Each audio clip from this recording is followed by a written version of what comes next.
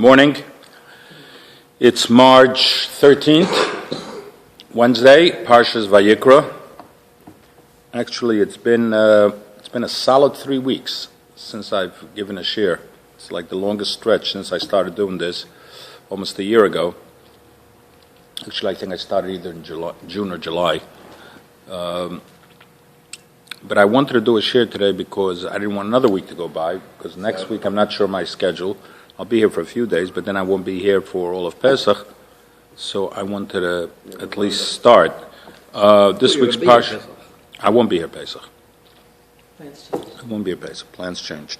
It doesn't look that way. Certainly not the first days and Shabbos.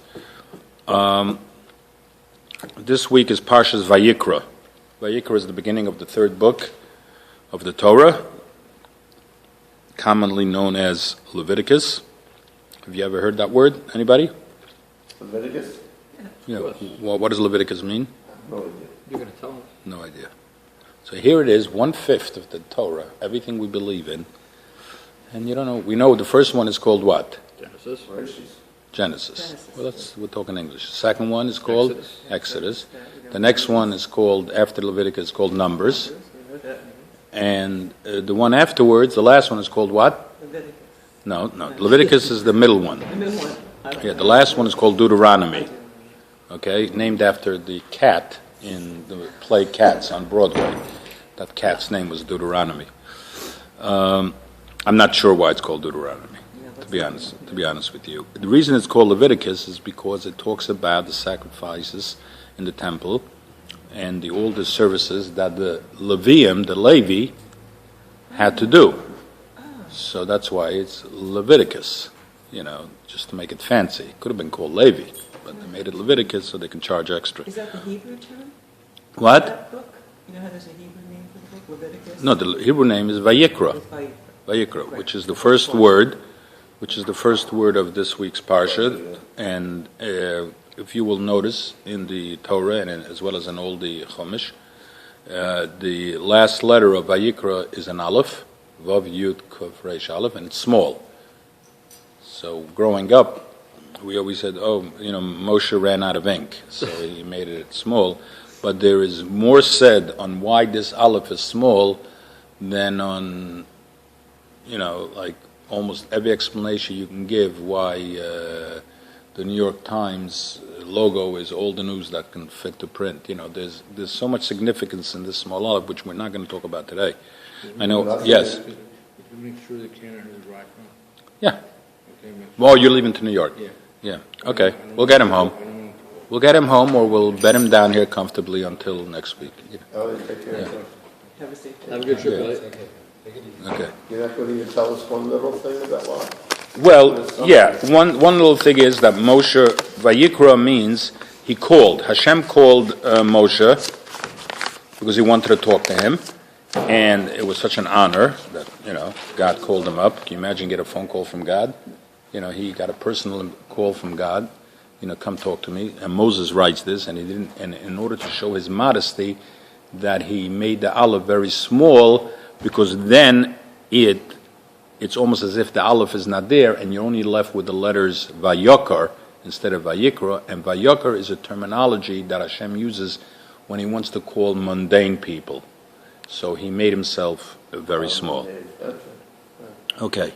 Now, what did he do with the extra? The truth of the matter is he did use less ink. What did he do with the extra ink? So we can talk about that another time also. He used it in the Torah.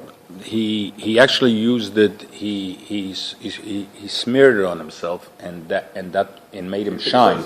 Yeah. And remember that people couldn't look at him because his face was so shiny. It was so shiny because of this extra little ink that he advertently or inadvertently, put over his face.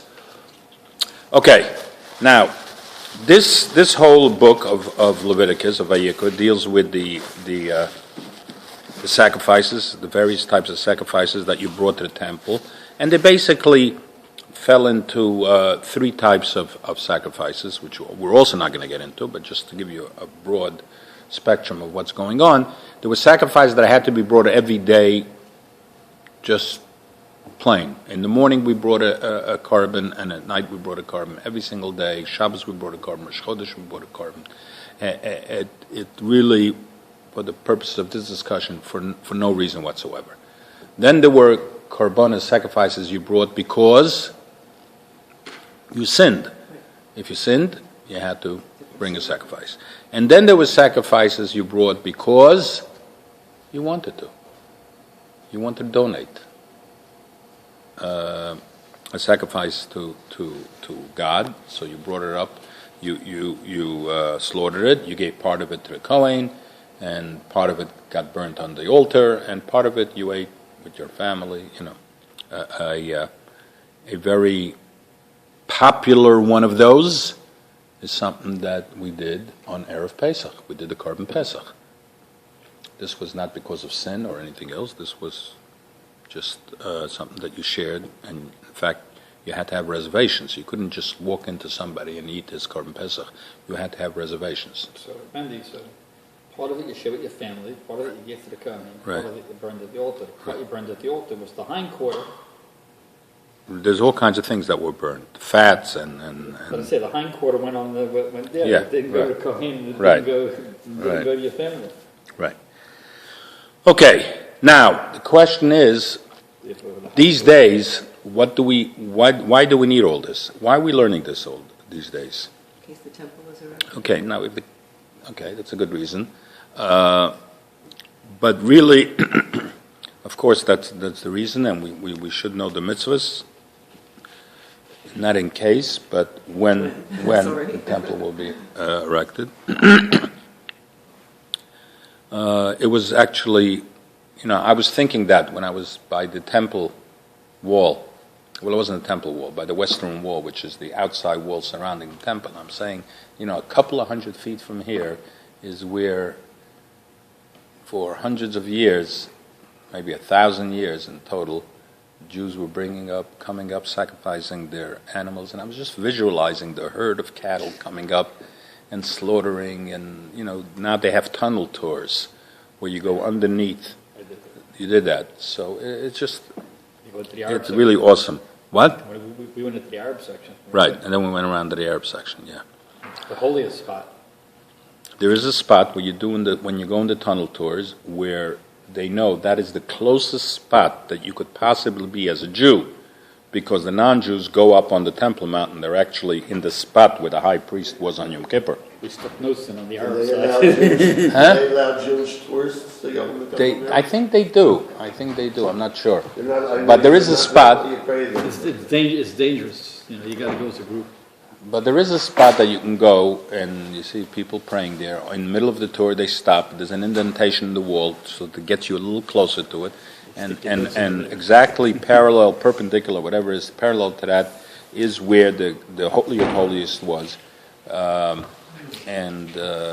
People stop there I should have given you and they notice pray. if I knew you were going. I had everybody in mind when I went and I prayed. I kept you all in mind. No charge. I forgot. I should have given you Now, notice. but what can we really learn? So from every word in the Torah, you could learn something. Nothing is extra. I keep making this point over and over again. And this week's, the first verse says, Vayikro el Moshe, Hashem called to Moshe, Vadaber Hashem Elav, and Hashem spoke to him. He called him, he spoke to him, Lamor. The word Lamor, what does the word Lamor mean? This is a common word, maybe 500 times in the Torah. Let's look at it in English. He called to Moses, and Hashem spoke to him from the tent of the meeting, Lamor, saying. So, I'm going to ask you a question. Hashem tells you to do something, you got to do it, right? Is there ever a case where a man tells you to do something that you got to do it? When you think of something that a man tells you to do, that you have to do. He puts it on Okay, video. so if we're talking about parents, a parent tells you to do something, you have to listen to them. Or Okay. if you're under someone's ring, like. Yeah, but what about, is there ever a case where I tell you, Liz, Alan, Tad, I tell you to do something that you're obligated to do it? Just because I told you. It's not a mitzvah, It's not even a favor, but I'm telling you, if I tell you, give me that Splendor, must you give it to me? The answer is no. You were very close, you know. Yeah, 50/50. Still, I don't want to disappoint you. Yeah. You're unhappy. So, I mean, it'd be nice if you do it for me, but, you know, you don't have to. There's no obligation that you have to do. I mean, there's a general, overall obligation to be a nice person. Somebody asks you to do something, you know, you should accommodate it. You know, what if you're just lazy and you don't feel like, you know, you say, Mendy, get me a sitter. Do I have to get up and get you a sitter? You know, I don't really have to do it. Now, I can't think of something, but there is something that if I tell you not to do, that you can't do it. So can you think the reverse? Don't do something. Okay. So here's the thing: if I tell you, I bought this in a flea market and I only paid 50 cents for it. I'm telling it to you, Tad. Don't tell anybody. I only paid 50 cents for it. You are not allowed. If I tell you something in confidence, and I tell you specifically, it's a secret, don't repeat it to anybody else, you are not allowed to repeat it. If you repeat it, it's according to many opinions, it's a biblical prohibition. And where do we learn it out from? We learn it out, some people say from this first pasuk, and some people say from a few weeks ago, but basically they're more or less saying the same thing. But it says Hashem called Moshe, spoke to him, and then he told him to lamor, to say it over to the Jews. So we learn out from there, because Hashem told it to him, he called him in a private meeting, and because he gave him permission, it seems that he had to give him permission to tell it over. And if he wouldn't have given him permission, then he can't tell it over. So from here we learn out that if somebody tells you something in secret, that you cannot repeat it. In fact, some people say that the word lamor, if you look at it, it's spelled lamed aleph mem resh. So you break it up in two, and you sort of use the aleph twice. Lo amor. Don't tell it over to anybody else. Okay? Unless he gives you special permission. Now, interestingly enough, the next pasuk says, "Daber el bnei Yisrael," tell the people of the Jews, and then it goes on what Hashem told them. So the question is, the Orach Chaim says, why? It says already lamor, to say over to the Jews, and the next pasuk says, "Daber el bnei Yisrael," tell the Jew. What is it? What's the double thing? So he further solidifies what we said before, is that the first one, when Hashem told him lamor, to say over, he gave him permission to say over. And the second one, where he tells him Daber el bnei Yisrael, he gave him a commandment to say it over. So one was the permission and one was the obligation. But Daber means to speak. To speak over. And lamor means... Lamor also means to speak. To speak. So why the double? So one gave him permission to do it, and one gave him the instruction that he has to do it. Okay? So the Gemara actually in Sanhedrin talks about this. Is there a difference where you use the two words? Yeah, usually when it's amor, vayomer is a soft speaking. Daber is a very hard speaking. One is a softer way, and there are allusions to that in davening. If you want, after davening, I'll show you where we daven. Because I very rarely ever hear somebody use lamor. I usually hear Right. daber. Right. Like how do you say in Hebrew? I said, ani amar, ani daber. Okay. Well, the more they say right before you say the... No. I'm talking about a conversation. Okay. You don't hear the music lamor. Now, let me just finish this point, and again, I'm sad that I didn't even touch what I wanted to talk about. But the Gemara in Sanhedrin says that, let's say there's a tribunal, there's a judge, 3 judges hearing a case, and a defendant comes to them, and they decide 2-1 that he's guilty. Okay? The Gemara says a judge is not allowed to go out afterwards and tell the guy, look, I thought you were innocent, but what can I do? I was outnumbered, so he's not allowed to say that. and the Gemara basically encompasses this. The reason why we're not allowed to say it is an overall prohibition of, we have this thing of Lashon Hara, that you don't go around speaking Lashon Hara. That's saying something bad about somebody. What about just idle gossiping? Hey, I was... Not supposed to do that either. You're not supposed to do that either. That's just as bad. And that, the Torah says, is called Loselach Rochel. That's called Rochel, Rechilis, peddling. You don't go around peddling information just for no good reason. And there's a case in the Gemara where somebody was thrown out of shul because he repeated some idle gossip 22 years after it happened. Somebody came into shul and said, 22 years ago there was a guy in the shul who always came in here with a very flashy jacket, and he just idle gossip. They threw him out of shul. So there's a discussion among the rabbis whether there is a statute of limitation. Like after a certain amount of time, can you repeat already something like this? And some people say that after 22 years you're allowed to. That's the threshold, 22 years. Why 22 years? Because we see proof from Joseph and his brothers. They made a pact not to tell the father what they did to Joseph, but 22 years later they told him the truth. So we see from there that it expires after 22 years. But most people say no, it doesn't expire, and it's almost equivalent to Lashon Hara. Now the Chafetz Chaim was a champion of not talking about Lashon Hara, and I'm just going to quickly run to the end of what I wanted to speak about. And he says, are you ever allowed to say Lashon Hara?